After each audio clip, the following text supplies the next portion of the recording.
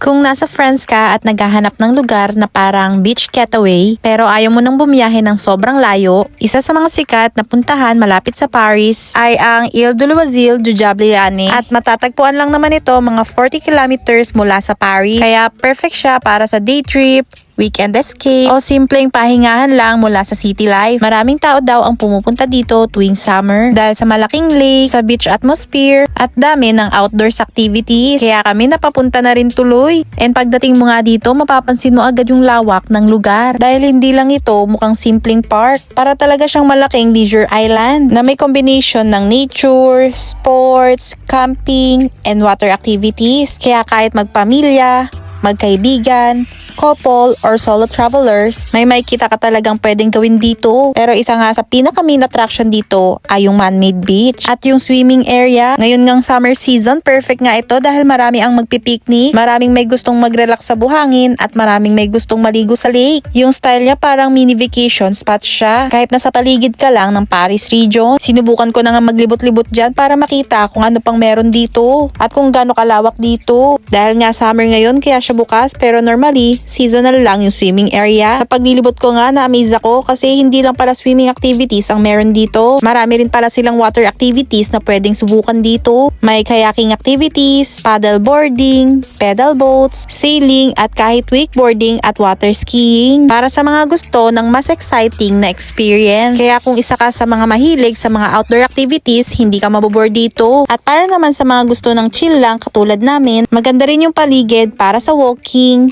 biking, o simpleng tambay lang habang nagpipiknik kasi maraming open spaces and nature areas dito. Kaya relaxing talaga yung atmosphere. Lalo na ngayon na maaraw yung panahon, mararamdaman mo talaga yung summer vibe. May mga nakita na nga ako dyan na nagsa-sunbathing at maraming Pinoy nga din akong nakita na nagbabanding. At kami naman dyan nagre-relax nga din habang nakatago sa araw. Mabuti pa yung mga European, kayang-kaya nilang magbilad sa araw samantalang tayo nagtatago. Ang hirap kaya magpaputi sa kanila kasi natural na yun. Sana all na lang talaga. Nag-ice cream nga kami dyan kasi sobrang init. Mabuti na lang at may tindahan dito. Imagine niyo sobrang init pero naka-jacket pa rin ako.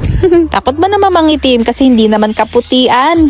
By the way, yung lugar nga na to ay family friendly din kasi may playgrounds para sa mga bata, picnic spots, at malawak na grassy areas kung saan pwedeng maglaro at magpahinga. Naaliw nga ako sa mga bata dyan na umaakyat kaya sinubukan ko na rin. Kaso hindi ko kayang umakyat sa pinakatuktok kasi natatakot na ako. Hanggang dyan lang ako then bumaba na rin kaagad. Ang saya lang ma-experience to at mag-feeling bata kahit minsan.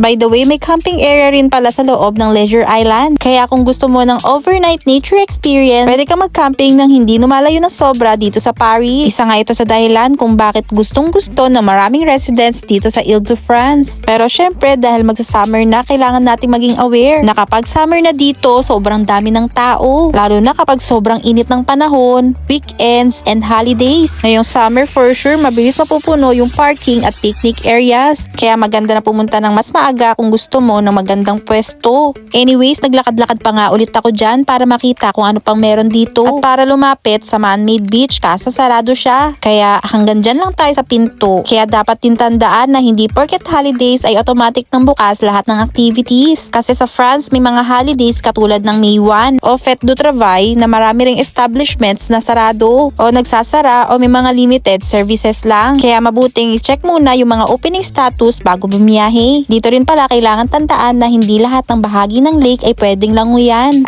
Pwedeng languyan kasi may mga designated swimming zones lang. At para na rin sa safety ng mga visitors. Naglalakad nga ulit kami dyan kasi hinahanap namin kung saan banda yung tindahan dito. At kung ano-ano yung mga paninda nila. Pero bumungad muna sa amin itong shower area. At tinry ko nga rin muna since gusto ko rin maghugas ng kamay. Dahil ramdam na talaga yung sobrang init ng panahon. Kaso dito rin kasi minsan paloko-loko yung weather. Kahit mainit na niyan, may araw na lalamig ulit. Yung tipong from manipis na suot, tumakapal na suot ulit. Tabi nga ng shower area, nandun lang pala yung tindahan. At ayan lang naman yung mga paninda nila. Sa paglalakad-lakad nga, may mga nakita pa ako naglalaro dyan. Nagsa-sunbathing, nagwo-walking, nagbabiking. In short, ang ganda rin dito. Kaya kung gusto mo ng beach vibes, outdoor activities, at relaxing day trip dito sa France, worth it na idagdag mo sa mga listahan na gusto mong bisitahin itong Diable.